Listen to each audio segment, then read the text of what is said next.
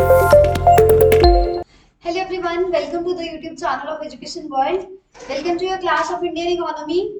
So let's start करते हैं आज की MCQs. अगर आप पहली बार इस क्लास में जुड़े हो तो फटाफट से YouTube चैनल सब्सक्राइब भी कर लो और साथ में बेल आइकन पे क्लिक भी कर लो. पहली क्वेश्चन से स्टार्ट करते हैं. प्रीवियस मुझे लगता है कि पिछले लेक्चर्स आपने सारे सुने होंगे. What is the eco mark symbol relevant to? Eco mark का जो सिंबल है ना, इस तरह का दिखता है. इको मार्क का सिंबल ये एक तरह का सर्टिफिकेशन मार्क है. किसके द्वारा इशू किया जाता है? Bureau of Indian standards. ये भी नोट कर लो क्योंकि पेपर में पूछा जा सकता है कि इको मार्क का जो सर्टिफिकेशन मार्क है वो किसके द्वारा इशू किया जाता है? BIS के द्वारा, that is bureau of Indian standards के द्वारा. जो प्रोडक्ट्स इको फ्रेंडली प्रोडक्ट्स हैं, जो उन स्टैंडर्ड्स को मीट करते हैं एनवायरमेंट प्रोटेक्शन के, उसको हम लोग कहते हैं, उस पे हम जो मार्क लगाते हैं ना, सर्टिफिकेशन मार्क, वो होता है इको मार्क. इको मार्क की जो शुरुआत है वो 1991 में हुई थी. 1991 में. तो the goods which are safe for the environment, उसके लिए जो मार्क यूज किया जाता है दैट इज इको मार्क. अब ये देखो, इको मार्क क्या है? ये एक तरह की वॉलंटरी लेबलिंग स्कीम है ताकि एनवायरमेंट फ्रेंडली प्रोडक्ट्स को दूर से पहचान लिया जाए. मतलब एनवायरमेंटली फ्रेंडली प्रोडक्ट्स के ऊपर ये मार्क लगा होता है. तो उस मार्क से हमें पता लग जाता है कि इस प्रोडक्ट में जो उसकी मैन्युफैक्चरिंग है या जो मार्केटिंग एक्टिविटीज है या जिससे पूरा का पूरा प्रोडक्ट बना है वो इको फ्रेंडली टेक्निक्स यूज की गई है, एनवायरमेंट फ्रेंडली टेक्निक्स यूज की है. तो it defines an environment friendly product which is made, used and disposed of in a way which is very significant reduces the harm which it causes to the environment. For example, paper bags हो गए. Paper bags के ऊपर ये mark लगा होता है तो means paper bags can be reused. आप इसको रीयूज कर सकते हो, आप इसको रिसाइकिल कर सकते हो. सो 1991 में इसको स्टार्ट कर दिया गया था और ministry of environment and forest, MOEF, ministry of environment and forest जो है वो गवर्न करता है और ब्यूरो ऑफ इंडियन स्टैंडर्ड्स जो है वो इसको एडमिनिस्टर करता है. सेकंड क्वेश्चन पे चलते हैं. Blank has decided to set up South Asia regional training and technical centre. इसको साट टैक बोल, फुल फॉर्म पता होनी चाहिए. South Asia regional training and technical assistance. इसमें नेपाल भी है, इंडिया भी है, श्रीलंका भी है, मालदीव्स भी है, भूटान भी है और बांग्लादेश भी है. ये 6 कंट्रीज इसका पार्टिसिपेशन इसमें पार्टिसिपेटेड हैं साट टैक में. साट टैक जो है किसने डिसाइड करा कि इंडिया के साथ वो भी साट टैक का पार्ट बनेंगे? तो इसका जो राइट आंसर है that is International Monetary Fund. Right answer is option number B. Countries भी आप नोट कर लीजिए, फुल फॉर्म भी आप नोट कर लीजिए. IMF ने करा ना, तो IMF के बारे में आपको ये जानकारी पता होनी चाहिए कि IMF 1944 में बना था. 1944 में ये ब्रेटन वुड ट्विंस का पार्ट है. ब्रेटन वुड ट्विंस है ना दो, एक है वर्ल्ड बैंक और एक है IMF. वर्ल्ड बैंक यानी कि IBRD, वर्ल्ड बैंक यानी कि IBRD.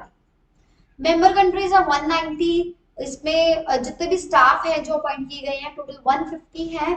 150 नेशनैलिटीज को रिप्रेजेंट करते हैं और 24 एग्जीक्यूटिव डायरेक्टर्स हैं. $303 मिलियन जो है वो मनी इन्वेस्ट की गई है. किसके लिए? टेक्निकल एडवाइस के लिए, पॉलिसीज इंप्लीमेंट करने के लिए. 1 trillion total amount of fund है एंड 29 करंट लेंडिंग अरेंजमेंट्स हैं.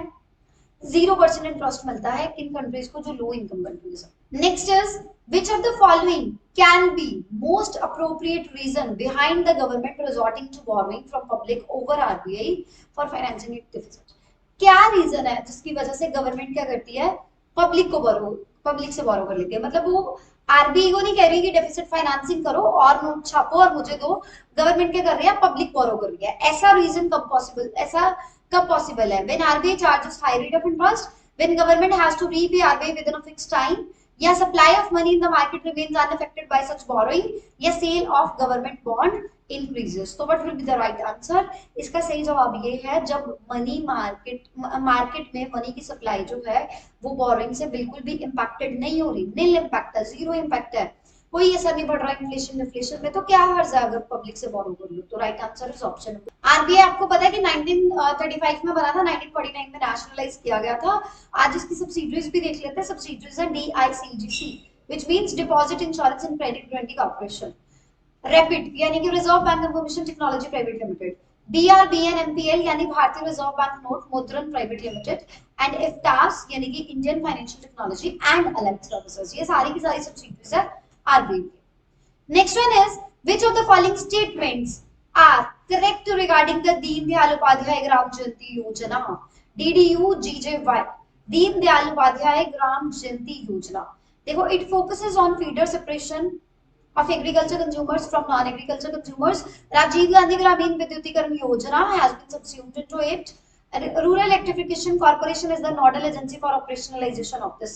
So देखो, ये स्कीम बनी थी 25 जुलाई 2015 में। पहले तो हमें ये पता होना चाहिए दीनदयाल उपाध्याय ग्राम ज्योति योजना कब आई थी, 2005 में। ऑब्जेक्टिव क्या था? Objective electric supply feeder separation, तो पहला आंसर तो बिल्कुल ठीक है ना, हाउस होल्ड्स का और एग्रीकल्चर का। It helps in providing round the clock power to household, rural households को, ग्रामीण इलाकों में जो घर हैं, जितने भी ग्रामीण इलाका है, उन सब में इलेक्ट्रिसिटी जो है वो पहुंचनी चाहिए, ठीक है। And it is the nodal agency, main agency है किस चीज के लिए? Operationalisation of scheme. अब यहाँ पे पहले ये भी मैंने साथ में मेंशन करा हुआ है, राजीव गांधी ग्रामीण विद्युतीकरण योजना पहले थी, उसको सबस्यूम करके, मतलब उसको मर्ज करके बाद में जो योजना बनी है दैट इज दीनदयाल उपाध्याय योजना। तो देखा जाए तो सारे ऑप्शंस जो है वो मैच करते हैं, तो right answer is option number D. Okay, next one is Deendayal Gram Jyoti Yojana. देखो, ग्राम ज्योति योजना देखो कब बनी थी? 25 जुलाई 2005 में। तो रूरल एरियाज के ऊपर, इसके ऊपर बहुत ज्यादा फोकस किया गया है। 2015 में बनी है। हमारे प्रधानमंत्री नरेंद्र मोदी जी ने इसका उद्घाटन करा था, ऑनरेबल प्राइम मिनिस्टर ने। तो इलेक्ट्रिसिटी सप्लाई इंश्योर करना रूरल एरियाज में, हाउस होल्ड्स हो या कमर्शियल एरियाज हो, लाइटनिंग प्रॉपर आनी चाहिए, ठीक है।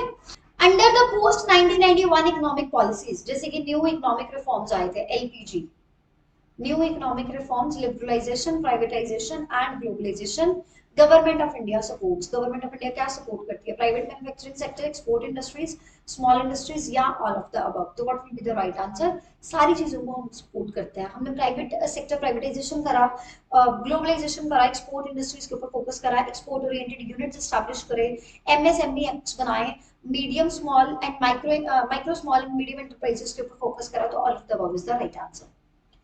Identify the correct function of SEBI. SEBI का नया लोगो जो है वो कुछ इस तरह से दिखता है। Among the following, regulation of money market, regulation of capital market, regulation of commodity market या all of the above.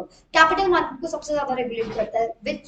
SEBI. SEBI regulates mostly the capital market. अब सेबी की पावर्स की अगर हम बात करें ना, तो कोजाई जुडिशियल पावर है, पूछा जाता है कोजाई जुडिशियल पावर है, कोजाई एग्जीक्यूटिव पावर है, कोजाई लेजिस्लेटिव पावर है। जुडिशियल, एग्जीक्यूटिव एंड लेजिस्लेटिव, तीन तरह की पावर्स हैं, ध्यान से सुनना। जुडिशियल पावर का मतलब ये है कि जो फ्रॉडुलेंट एक्टिविटीज है उसके ऊपर जजमेंट दे सकता है। एग्जीक्यूटिव पावर का मतलब ये है जितने भी स्टॉक मार्केट वायलेटर्स हैं उनके रिगार्डिंग रेगुलेशंस बनाना, उनको रेगुलेट करने के लिए पूरा पॉलिसी फ्रेमवर्क बनाना, वो इनका काम है। एंड लेजिस्लेटिव मींस रूल्स और रेगुलेशंस जो लीगल ऑब्लिगेशन क्रिएट करते हैं इन्वेस्टर्स के को अवेयर करने के लिए, इन्वेस्टर्स के इंटरेस्ट को प्रोटेक्ट करके रखने के लिए, उसके लिए पावर्स को बनाता है। नेक्स्ट क्वेश्चन है स्पेशल सेफगार्ड मैकेनिज्म यानी SSM। SSM का मतलब क्या है? Special safeguard mechanism, full form पूछा जा सकता है। ये क्या है?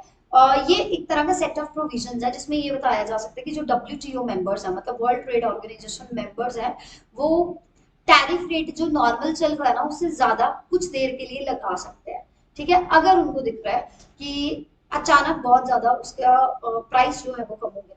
For example, India is importing something from UK, ठीक है, India is importing something from UK. Scenario क्या है कि यूके का वो जो प्रोडक्ट है ना, वो उसके प्राइसेस बहुत ज्यादा कम हो गए हैं। तो जब वो प्राइस इंपोर्ट करवाया जा रहा है ना, तो डोमेस्टिक इकोनॉमी को सेफगार्ड करने के लिए, क्योंकि बाहर वाली चीजें इधर आके बहुत सस्ती मिल रही है तो लोग बाहर वाली खरीदेंगे, तो इंडिया उस पर थोड़ी देर के लिए टैरिफ इंक्रीज कर सकता है। उस सेट ऑफ प्रोविजंस को कहते हैं special safeguard mechanisms. So it is a new financial inclusion initiative by the central government targeting the tribal left-wing extremism affected areas. No. Initiative by RBI to restructure the non-performing assets. No. Trade remedy that allows the developing countries to temporarily hike the duties, increase कर देते हैं duties on heavily subsidized imports, क्योंकि domestic economy में जो produce हो रहा है वो भी तो लोग खरीदे, जरूरी नहीं है कि बाहर वाले सिर्फ खरीदे। तो इसलिए जब बाहर वाले प्रोडक्ट्स के, इंपोर्टेड प्रोडक्ट्स के प्राइस बहुत कम हो जाते हैं तो टैक्स लगा के उसको इंक्रीज कर दिया जाता है। Next is FDI policy is formulated bye, FDI की जो पॉलिसी है वो किसके द्वारा फॉर्मुलेट की जाती है, एफआईपीपीए के द्वारा की जाती है, फॉरेन इन्वेस्टमेंट प्रोटेक्शन बोर्ड के द्वारा, ठीक है।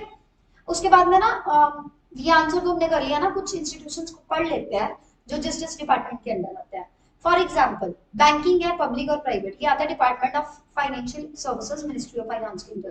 बैंकिंग पब्लिक और प्राइवेट को छोड़ के फॉरेन वाले भी आते हैं, डिपार्टमेंट ऑफ इकोनॉमिक अफेयर्स के अंदर आते हैं। There is a very big difference, financial services अलग है, इकोनॉमिक अफेयर्स अलग है। सिविल एविएशन का मिनिस्ट्री ऑफ सिविल एविएशन के अंदर आता है। डिफेंस का department of production, ministry of defence के अंदर आता है। Media ministry of information and broadcasting के अंदर आता है। माइनिंग मिनिस्ट्री ऑफ माइनिंग के अंदर आता है। Pharmaceuticals ministry of chemicals and fertilisers के अंडर जो डिपार्टमेंट है फार्मास्यूटिकल्स डिपार्टमेंट उसमें आता है।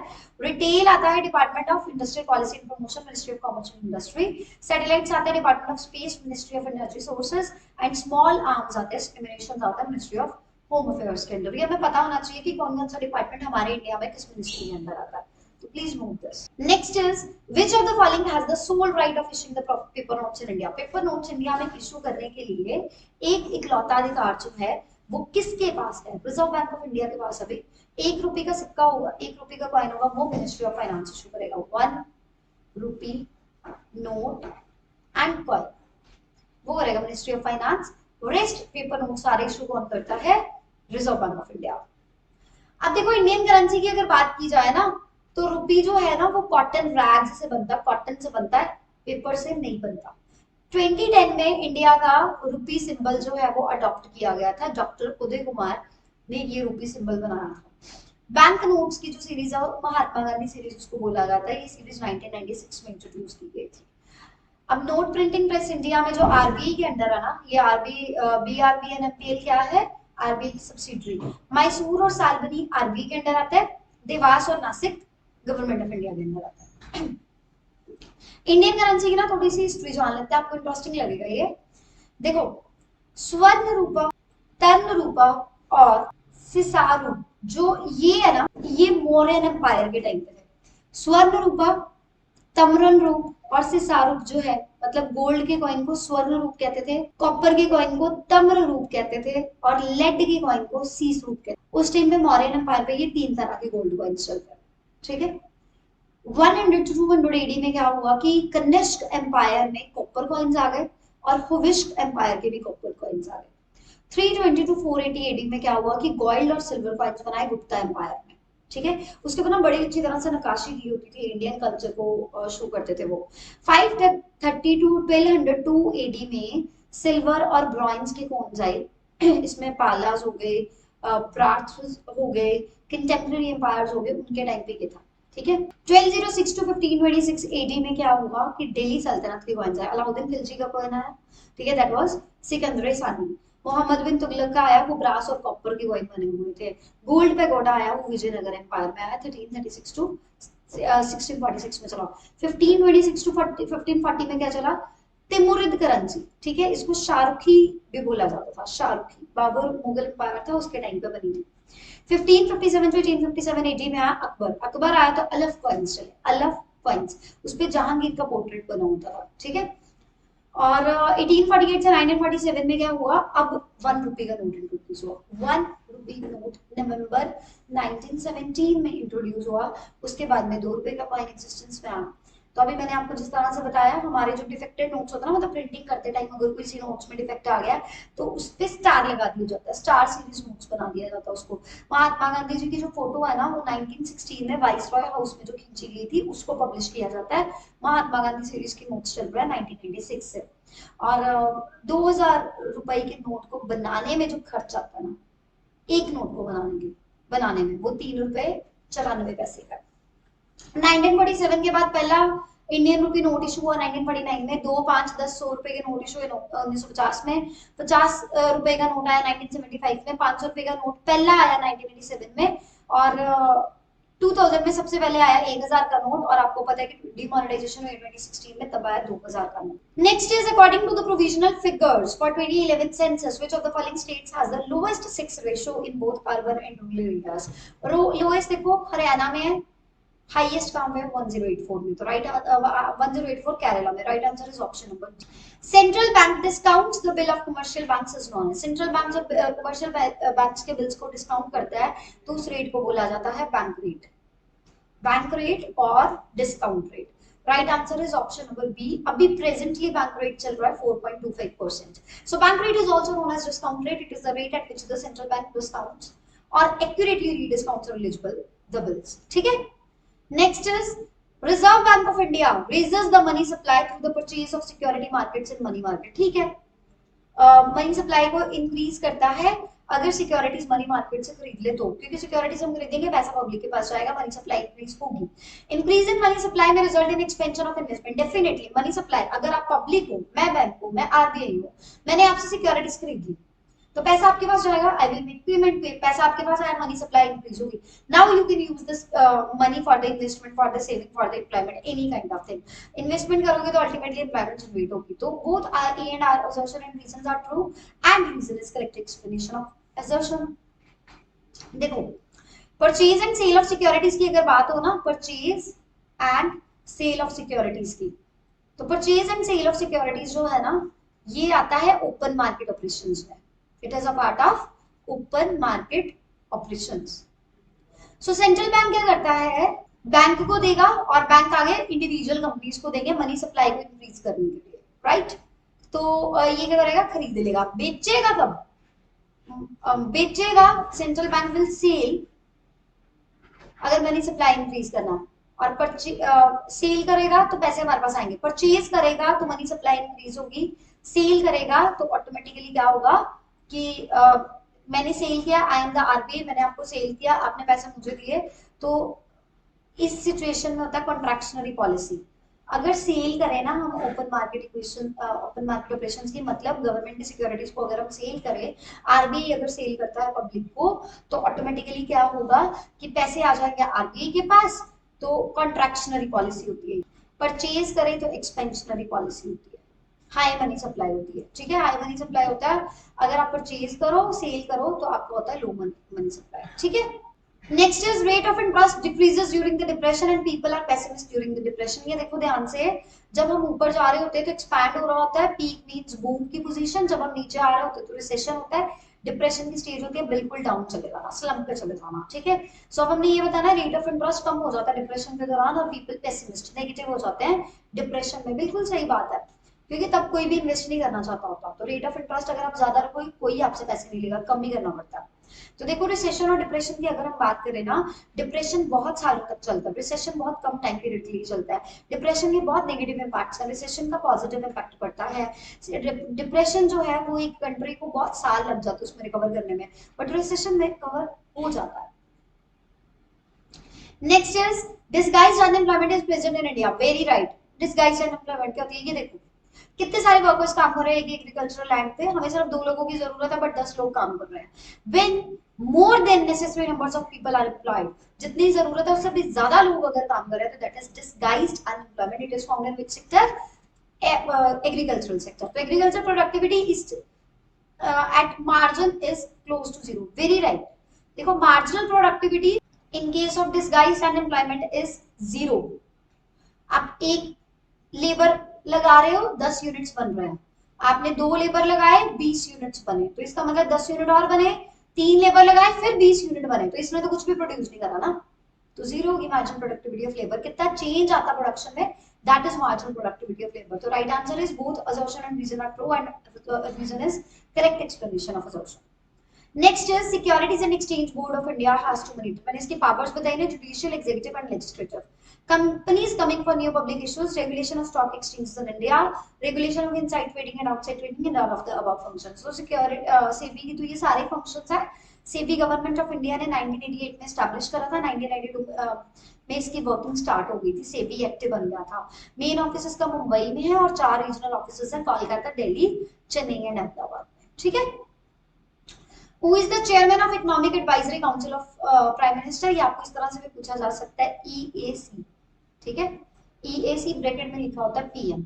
अभी इसके सेकंड टेन्योर जो चल रहा है ना वो विवेक देबरॉय का चल रहा है। मेंबर्स है इसमें Ratan Watal, Surjit Bhalla, Rajan Roy and Ashima Goyal. Finance commission is appointed by the president of India under which article 280। देखो एक फाइनेंस कमीशन के बारे में हमने बड़ा डिटेल में पढ़ा हुआ प्रीवियस लेक्चर्स में, आप वो भी लेक्चर्स देख सकते हो। आज तो हम डे 10 कर रहे हैं ना, तो प्रीवियस 9 डेज में हम लोगों ने और भी ज्यादा क्वेश्चंस कवर करे हैं, फाइनेंस कमीशन भी कवर करा है। Which of the following is not correctly matched in case of India? India के केस में कौन सी चीज जो है वो बिल्कुल भी सही तरीके से मैच नहीं हो रही। Revenue receipts plus revenue deficit equals to revenue expenditure, ये गलत है, दिस इज रॉन्ग। ठीक है, प्राइमरी डेफिसिट का फॉर्मूला ठीक है, revenue deficit minus interest payments, very right. Total receipts means revenue receipts and capital receipts, very right. Revenue receipts क्या होती है, टैक्स और नॉन टैक्स से मिलके बनी, दिस इज वेरी ट्रू। ठीक है, recognize one of the following which is not an objective of monetary policy। कौन बनाता है monetary policy? RBI 1935 में बना था, RBI नेशनलाइज हुआ था 1949 में। To accelerate the economic development, to achieve the price stability, to regulate the foreign trade, to stabilize the exchange rate। exchange rate को stabilize करने के लिए RBI की monetary policy का कोई भी रोल नहीं है, foreign policies बनती है इसके लिए। D answer is right. तो monetary policy के साथ साथ एक और पॉलिसी हमारे पास होती है, that is fiscal policy. Fiscal policy government बनाती है, गवर्नमेंट के टैक्सेस, गवर्नमेंट के एक्सपेंसेस, गवर्नमेंट के रेवेन्यूज को लेके होता है, तो इसका कोई स्पेसिफिक टारगेट होता नहीं है, बट बजट डेफिसिट पे असर पड़ता है, क्योंकि बजट बनाना सरकार ने देखना कितना पैसा आ रहा है, कितना जा रहा है, कितना हम लोग घटे पे। मॉनेटरी पॉलिसी आरबीआई सेट करता है, government of India sorry RBI यानी सेंट्रल बैंक क्रेडिट कंट्रोल को देखता है ये, और साथ ही साथ मनी सप्लाई को देखता है। तो बोरिंग्स की कॉस्ट इसी में आती है, interest rate, reserves, requirements, open market operations इसी का पार्ट है। Various trade reforms after 1991 in India were implemented bye. 1991 के बाद ट्रेड रिफॉर्म्स जो है वो किसने इंप्लीमेंट करे? मनमोहन सिंह ने, सीएन वकील ने, पीआर ब्रह्मनंदा ने, या फिर जगदीश भगवती ने। तो राइट आंसर ये है, मनमोहन सिंह जी के द्वारा किए गए थे। ये उस टाइम पे क्या थे? हमारे फाइनेंस मिनिस्टर। और हमारे प्राइम मिनिस्टर उस टाइम पे कौन थे? नरसिम्हा राव। नरसिम्हा राव थे हमारे उस टाइम पे प्राइम मिनिस्टर। सो इसी के साथ हमारा आज का लेक्चर खत्म होता है। अगर आपने पहली बार अटेंड करा ना, तो आप यूट्यूब चैनल सब्सक्राइब कीजिए, साथ में बेल आइकन पे क्लिक कीजिए and join our Telegram channel for the latest updates. Thank you.